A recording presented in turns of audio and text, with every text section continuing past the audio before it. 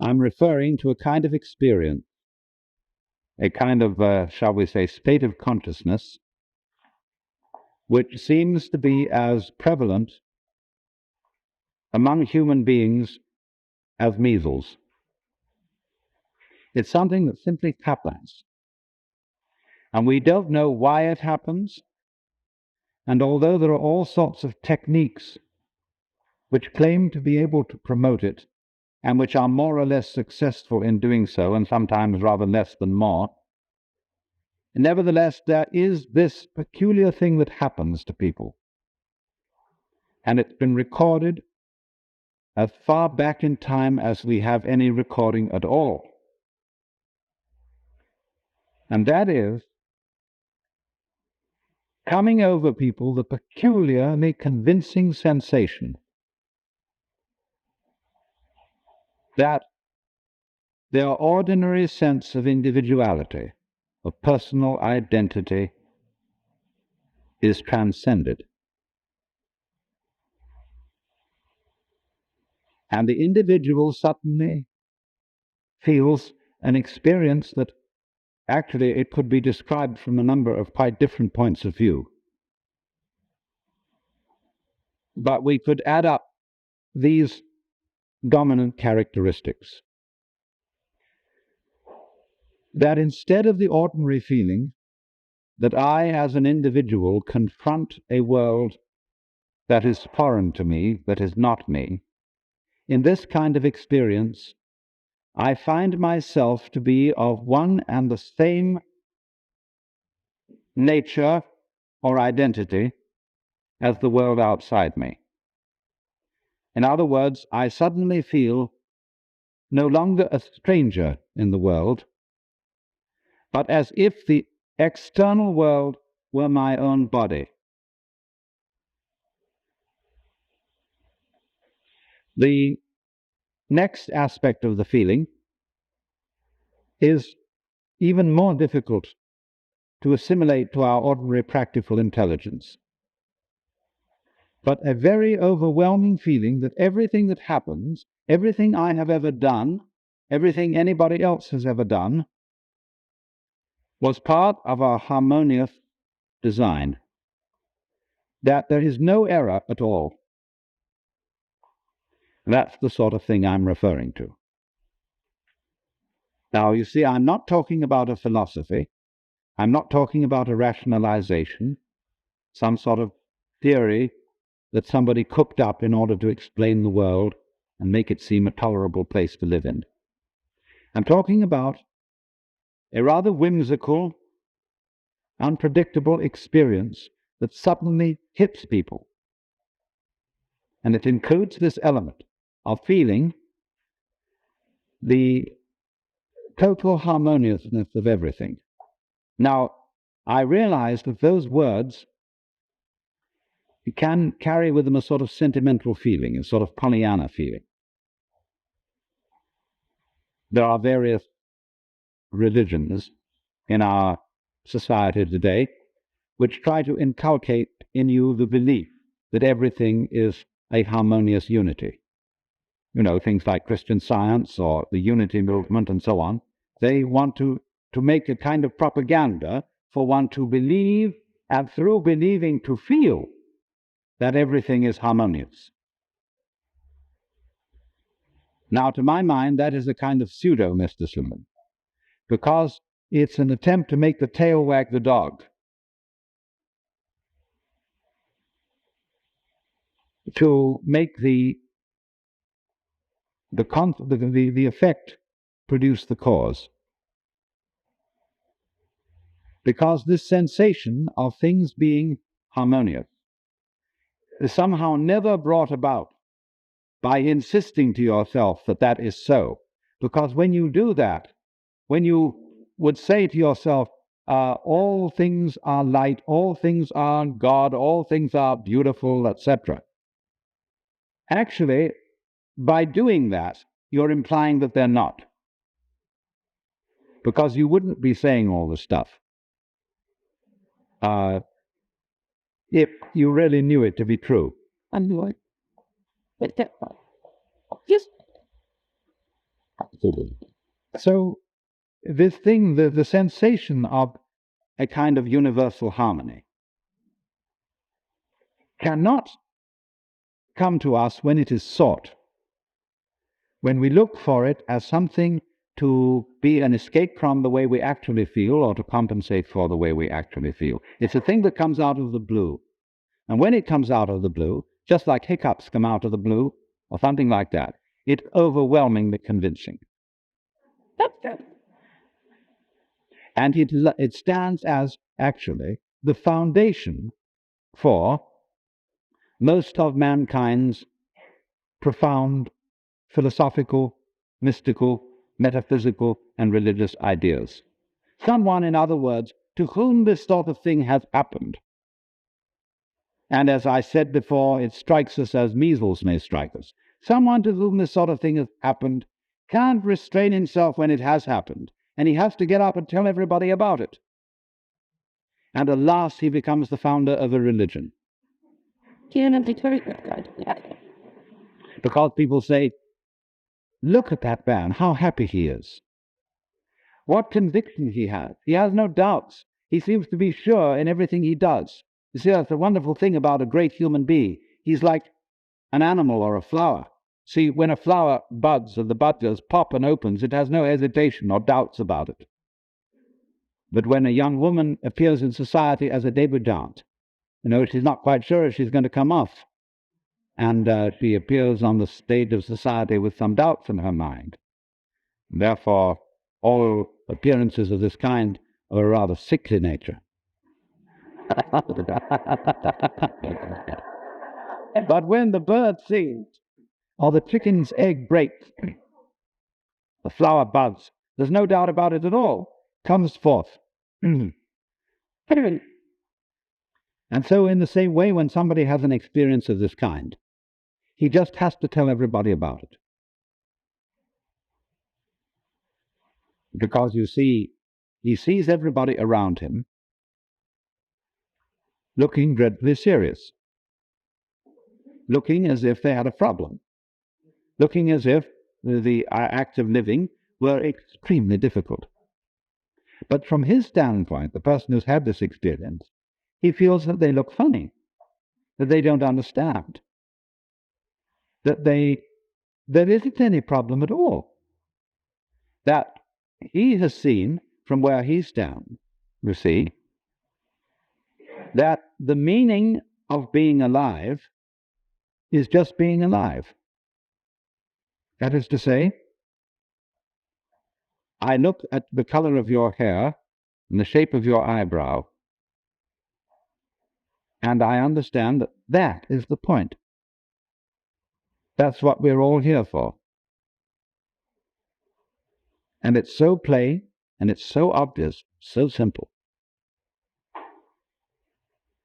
And yet here is everybody rushing around in a great panic, as if it were necessary for them to achieve something beyond all that. And the funny thing is, they're not quite sure what it is, but they are devilishly intent upon it, after that thing. And so, to the person in the state of consciousness, which I call mystical, that all seems very weird, very absurd. But it's not something that you criticize in an unkindly way. You don't say, those damned fools, those idiots. You say, it's such a pity that they don't see it. Because although they are going around in this wildly ignorant pursuit, one of the funny things about it is that they don't realize that there is a dimension, a sense in which their pursuit is magnificent. It's to give an obverse sense to the saying, Father, forgive them, for they know not what they do. Turn that into its opposite. Not forgive them, but give them a blessing, because they don't know what they do. Give them an honor.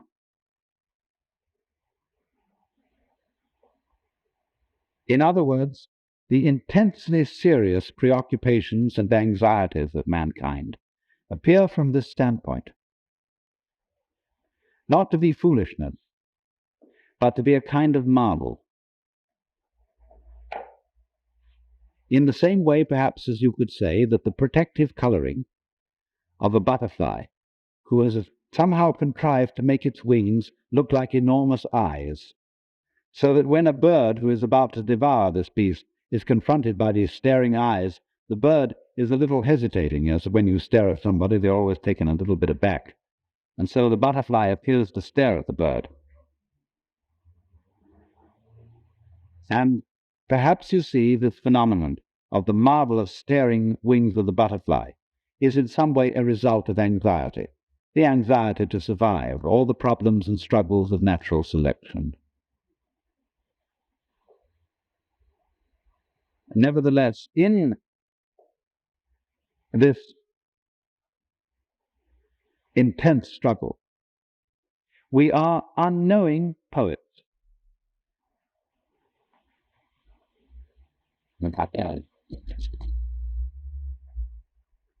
You see, one of the greatest ideas in the world that has ever been produced is, for my thinking, the Hindu idea that the world is a drama in which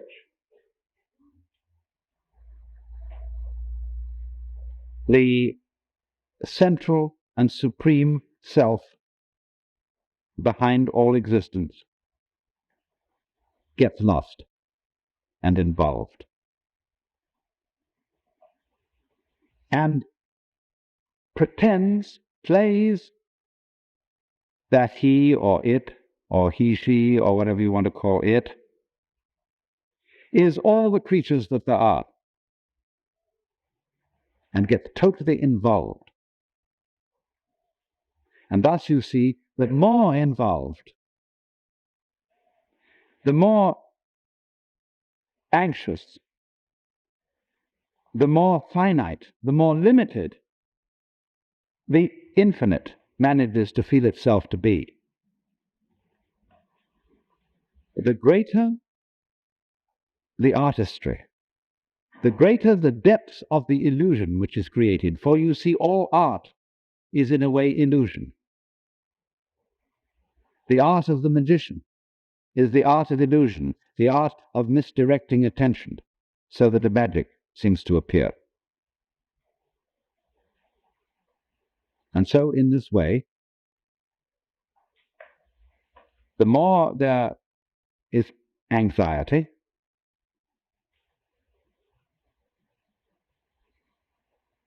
the more there is uncertainty, to that degree the play has succeeded, in the same way as when you are watching an actual play or reading a novel or a movie, the more the author or the actors manage to grip you and to persuade you just for a moment that you are actually involved in reality, the more they have succeeded as artists.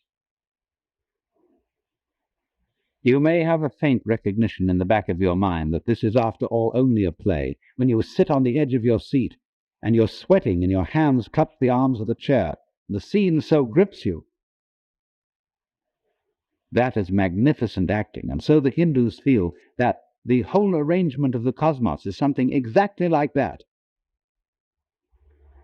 That when in the reality of actual life you are sweating it out, and you're wondering whether this surgeon who's got to operate on you in a matter of life and death is a competent man or a charlatan, or whether the investment that you made is a good thing or whether it's going to make you lose your shirt. You see, all those matters of terrific crisis are exactly the same as when you're sitting in the theatre, sweating it out there. But now a far more convincing theatre has been arranged. Because, as the Hindus would say, that in you which is it the basis of you, the thing that is real in you and that connects you under the surface with every other being that is alive. This is the player of the parts. This is the maker of the illusion. This the player of the game which has got you involved in this mess and is living it up in the same way as those actors on the stage are living it up to convince you that this is a real situation.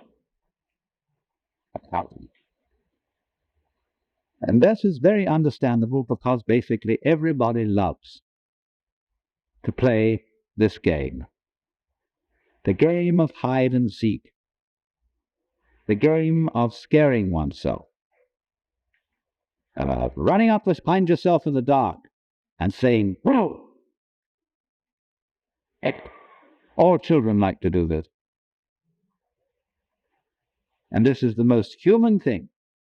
That's why we go to the play, to the movie, and why we read novels. And our so-called real life is, from the position of the mystic, an extension of the same thing. Because, you see, he is the person who suddenly has realized that the game is a game. And that behind, you see, if the game is hide and seek, or if the game is lost and found, everything to do with the hide side, or the lost side, is connected with where we as individuals feel lonely, impotent, put down, and so on. All the negative side of existence.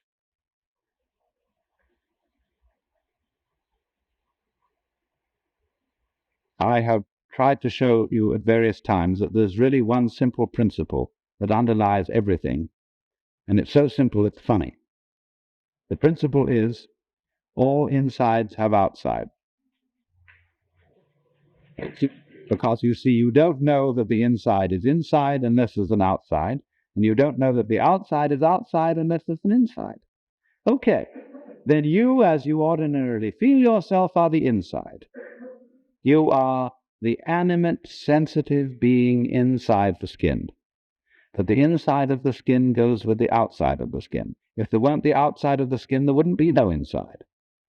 And the outside of the skin is the whole darn cosmos. Galaxy beyond galaxy and everything, you see? And that goes with the outside, in the same way that front goes with back. So that if you wake up and understand that, you find that the two are one and the same identity, one and the same self, one and the same life. So that's the mystic's point of view. He finds that out. Now, if I may switch, what is morals?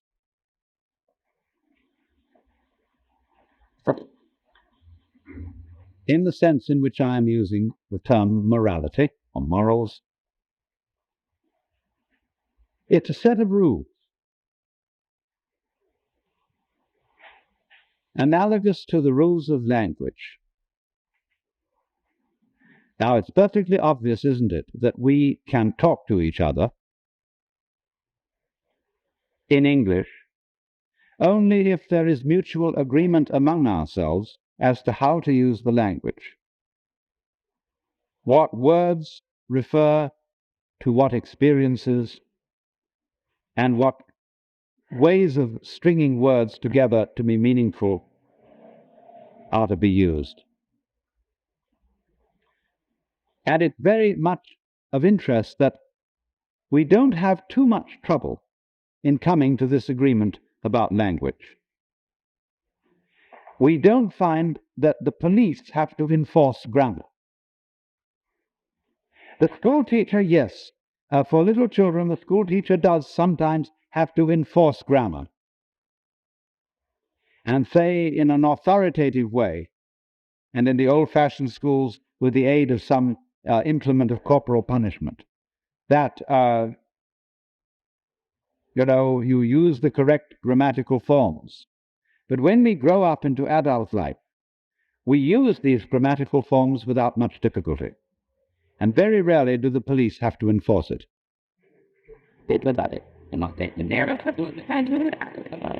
But it is otherwise with other arrangements that we have to make in common. Because just as we have to agree in order to communicate about language, we have to agree about, say, the rules of driving on the highway, the rules of doing business, the rules of doing banking, and so on, the rules of family arrangements and whatnot. And these are actually rules of the same kind as the rules of grammar. But alas, this is not very often recognized, because the authority, the sanctums, the power behind these rules is different from the authority behind grammar. What I mean is this: if you transgress the rules of grammar, people will shrug their shoulders and say, well, he doesn't make sense. They won't summon the police. But if you transgress the rules of driving on the highway, or the rules of finances, someone is likely to summon the police. And so one sees the authority of the state as standing behind those rules. And there are other rules where our society sees standing behind them not the authority of the state, but the authority of the Lord God Almighty. So that if you transgress those rules, you're in danger not simply of going to jail, but, according to your religious persuasion, of frying forever in hell, or, on the other hand, of failing lamentably to be a real person.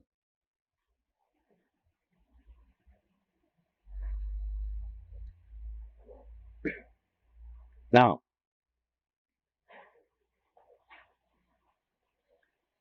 the problem is this: where the domain of mysticism and the domain of morals come into conflict.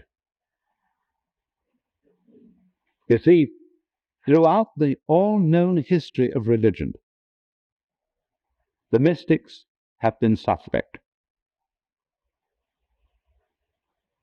Insofar as religions have been the upholders of moral rules, as it were, the guardians, the authority, in the same way, for example, as the lexicographers or the grammarians guard the rules of grammar and expound upon them, so in the same way the priesthoods and the lawyers guard the rules of social behavior.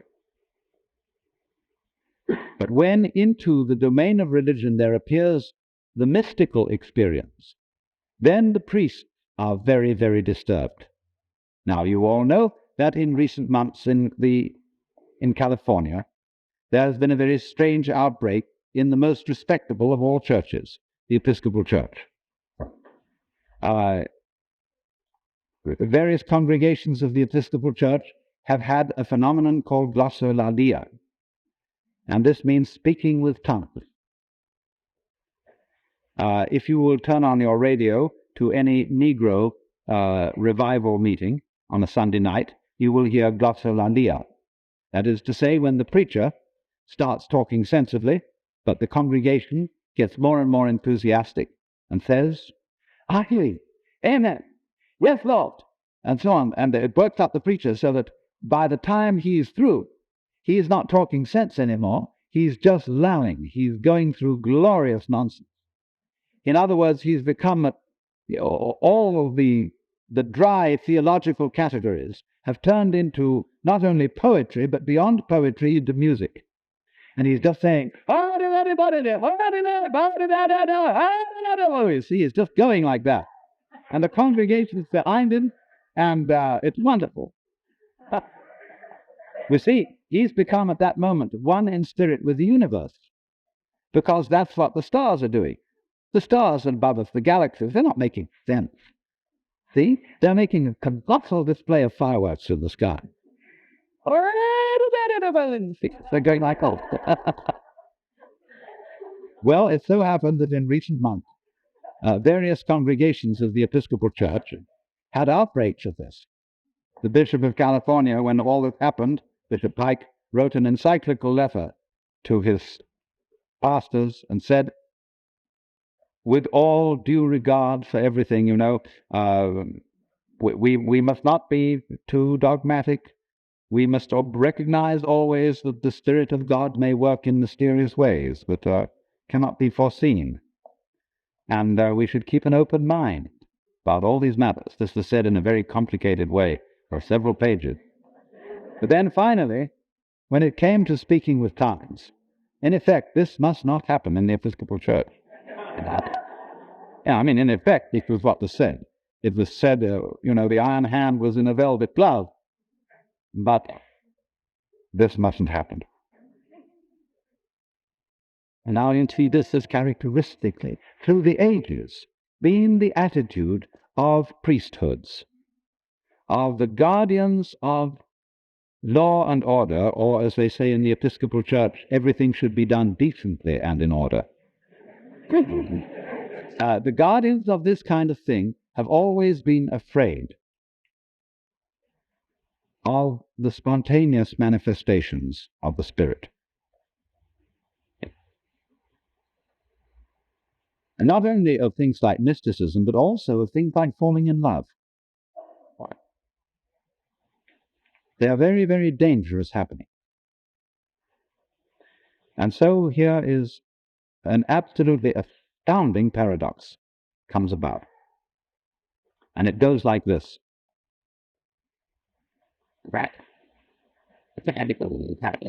We know on the one hand that human love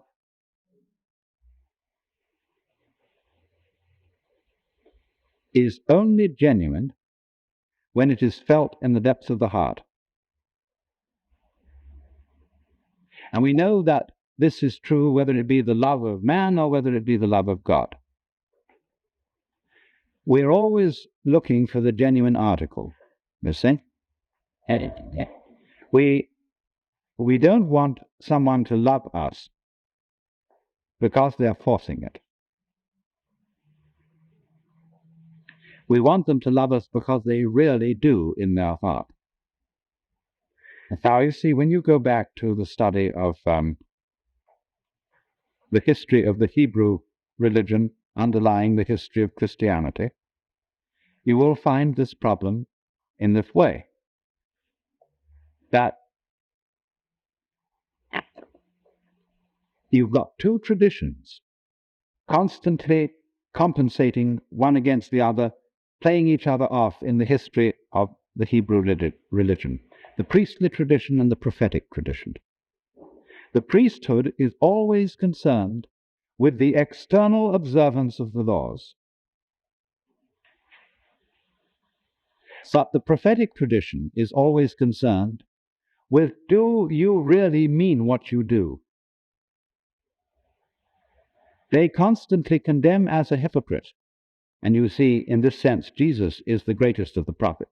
They constantly condemn as a hypocrite the person who obeys the law without meaning it. Maybe this man does not commit adultery, but the prophet says, if he has looked at a woman to lust after her, he has already committed adultery in his heart. So that if you really obey the law, you obey it with your feelings and not just outwardly. For as Jeremiah says, the day will come when no man shall any more say to his brother, know God, that is to say, know the law of God, but they shall all know me, for I will write my law in their inward parts. The ideal, in other words, is people who do not simply obey and do the right things, but who want to do the right things, whose desires are transformed. For the heart, to write the law in the heart means to change one's desire. So, you see, what this comes to then is a peculiarly paradoxical situation, that you are required by law to be completely honest. And more than that, you are required by law to be loving and honestly loving. You must love God and love your neighbor honestly, not forcing it, not pretending to it, not being a hypocrite. You must really feel it.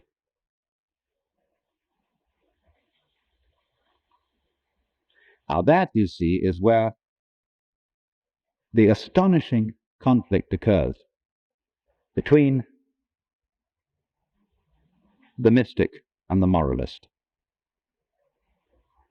For the moralist knows that he has to be more than a legalist. He has to be more than one who insists that the outward observance of the law be kept to. Luther said that the law which requires that inward compliance is the most terrible thing. He based a great deal of his philosophy on an attack on the idea that one's own inner feeling could be commanded. Because you see, the moment you subscribe to the idea that your inner feeling should be commanded, you let yourself in completely for hypocrisy. If, you see, you tell another person that you love them, because you know you're supposed to love them, and in fact in your heart you don't love them, you're a liar. And therefore, the more you insist on that lie, the more you feel it's your duty to make your feelings over and to love that other person, the more you get yourself deeper and deeper and deeper into trouble. Because here, if anywhere, the truth will out. You will not be able to sustain the pretense. You will not have sufficient energy to go on pretending and making a kind of mock of the feeling of love. And you have at last, then, if you're honest, to say, I don't. It doesn't matter whether this is to some other human being or whether in a religious situation you have to sit back and look at the Lord and say, Lord, I don't love you. I think you're a bore. You're demanding, you're authoritarian, you're domineering. I ought to love you, but I'm sorry I don't. What do you think? So, we think, you see, that an honest expression of our feeling would be disruptive of law and order. It wouldn't. Not in the least. Actually, it would be contributive to it. Because if I say to somebody, look, I'm not doing this for you because I love you or because I like you. I'm doing it for you because the book says I must. Now that puts it up to the other person, who has to look within himself and say, honestly, ought I to accept this favor from this person? Or ought I to go about seeing how I could provide myself with these conveniences? He may say, I understand you don't like doing this, but excuse me, I'm in a terrible jam, and I will be most beholden to you if for a little while yet you will go against your feelings and help me out. You think? See, that's a nice way of doing things. That's the kind of real understanding that we have to have. I was associated once with somebody in a business way who was a complicated person who pretended always that he was a great idealist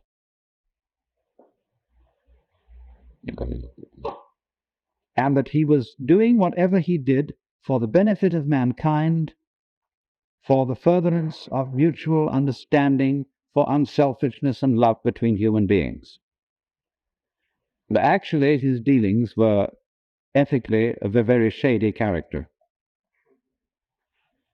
And I couldn't get on with him because he wouldn't come clean. If he had said, look, I'm in a kind of a jam, and in order to get around this problem, we have to manipulate things thus and so, and I know this isn't very ethical, but that's what we have to do. I would have said, well, I'm entirely in agreement with you. But then he wouldn't have come on with this sort of pious line that was so sickening and offensive. He would have come on in a human way, and we would have understood each other. You see now how real honesty is a genuine basis of morals. Real honesty is always not pretending that your feelings are other than they are. We know, as we deal with situations practically, that we may have to do things that go against our feelings. And it's the same with helping people when you have to, whom you don't like, you don't want to help, but on the whole, it's rather necessary to do so. But don't ever be dishonest in playing that your feelings are not what they are. Now, from this standpoint, we can perhaps understand something about the deep relationship between morals and mysticism.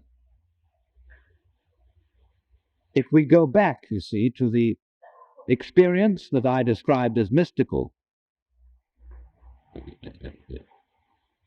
we see that it is the vision,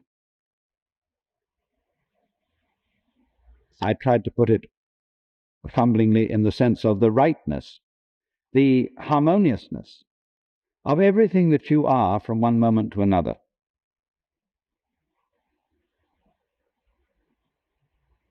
That, in other words, human behavior, its ups and its downs,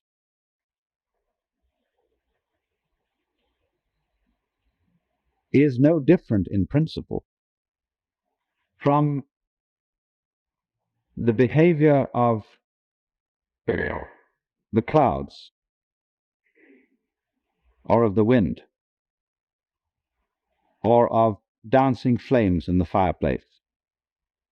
As you watch the pattern of the dancing flames, they never do anything vulgar. Their artistry is always perfect. Ultimately, it is the same with human beings. We are just as much a part of the natural order as flames in the fire or stars in the sky. But this is only apparent to the person who is honest in the sense in which I have spoken. In other words, the person who is tied up with trying to pretend that his feelings are other than what they actually are. He can never see this, and he's always a troublemaker. But he is the original hypocrite. The person who is unbelievably destructive is the person who pretends that he is a model of love and rectitude and justice, and in fact isn't. Because nobody really can be. But then superior altogether is what the kind of person I would call the loving cynic. who knows, of course, that everybody has his weakness and his price and so on, but isn't contemptuous for that reason.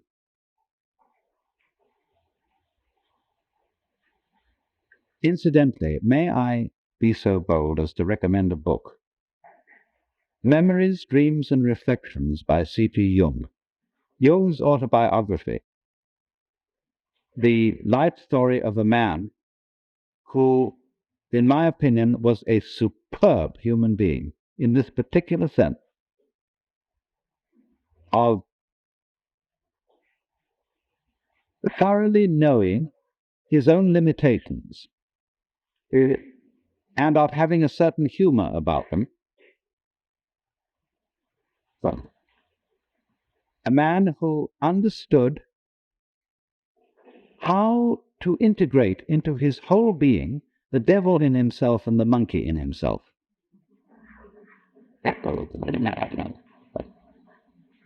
So that in the metaphysical sphere, the mystic is the one who feels that everything that happens is in some way harmonious, is in some way right, is in some way an integral part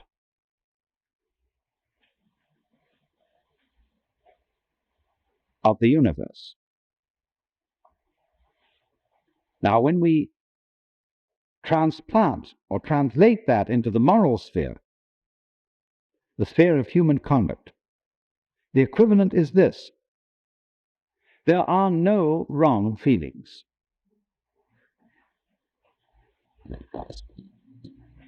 There may be wrong actions in the sense of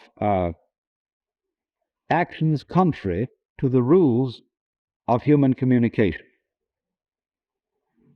But the way you feel towards other people, loving, hating, etc., aren't any wrong feelings. And so to try and force one's feelings to be other than what they are is absurd, and furthermore dishonest.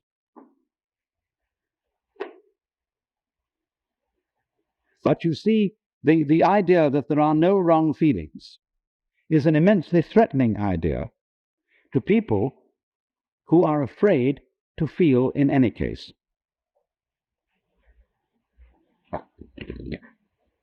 And this is one of the peculiar problems of our culture, that we are terrified of our feelings because they take off on their own. And we think that if we give them any scope, and if we don't immediately beat them down, they will lead us into all kinds of chaotic and destructive action. It's so funny that we, in our Western culture today, say that kind of thing. We who do more chaotic and reckless kind of action than anybody ever did.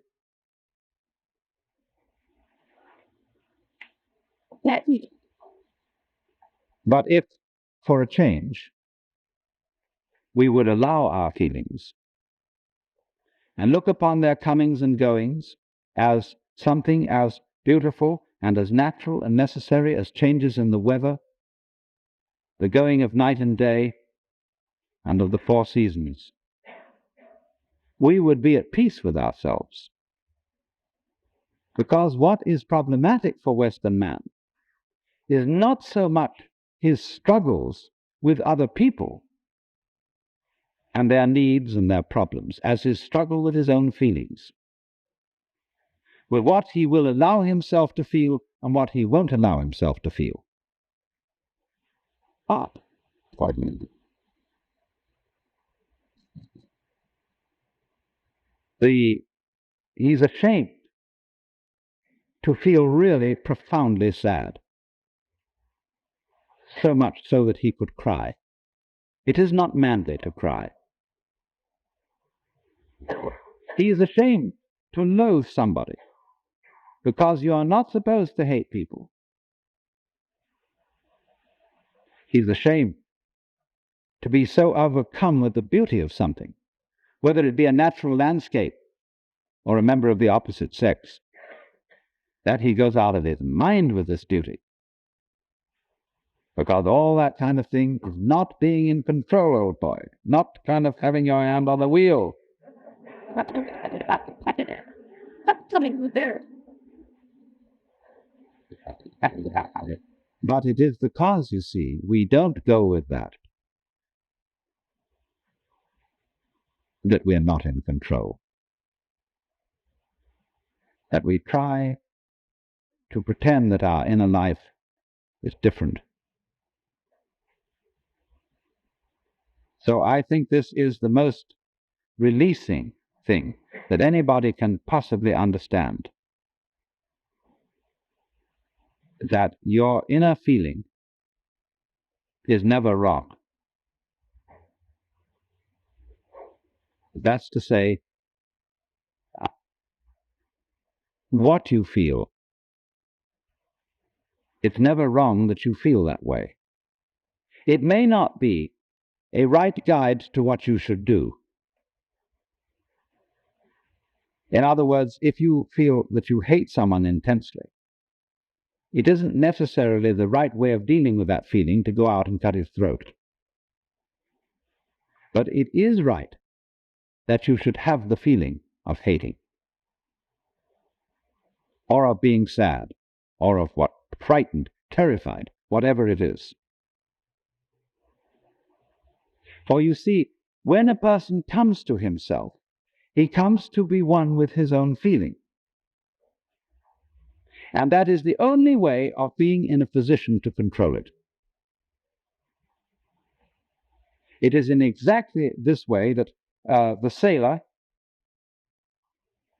always keeps the wind in his sail. Whether he wants to sail with the wind or whether he wants to sail against the wind, he always uses the wind. He never denies the wind. Well, in it's exactly that same sense that a person has to keep going with his own feeling. Whether he wants to act as the feeling obviously suggests or act in a different way, he has to keep the feeling with him, because that's his own essential self. What? That's bad. But when he attempts simply to sail against the wind, he's lost himself. He's become just a kind of empty mask which hasn't got any real life behind it. And all its protestations of love and goodwill are hollow. So you see, it is in the most basic, simple situation. A mother has a child. She got it by accident, you know, and she thinks, oh, heavens, now I'm all tied up, full of responsibility, and so I can't stand it. So I really didn't want to have it, and oh, no, I mustn't think that thought. All good mothers naturally love their babies. And so when she gets the baby, she says, darling, I love you, but her milk is sour. And the baby gets the other message.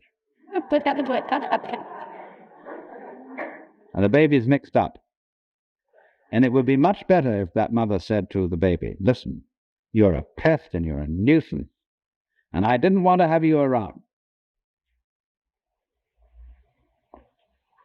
Oh, then they understand each other. And everything's clear. There's no confusion. There's nothing mixed up here.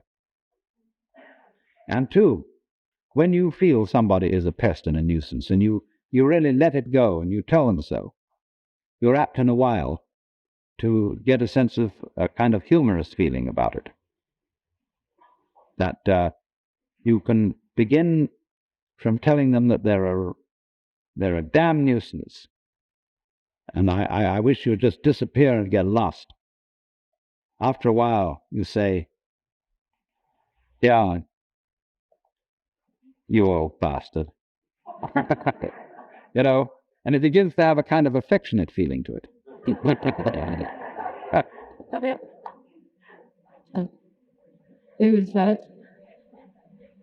So, to sum up, What the mystic primarily feels is the divinity, the glory of whatever is. And when we apply that to the moral sphere, what is what one feels genuinely.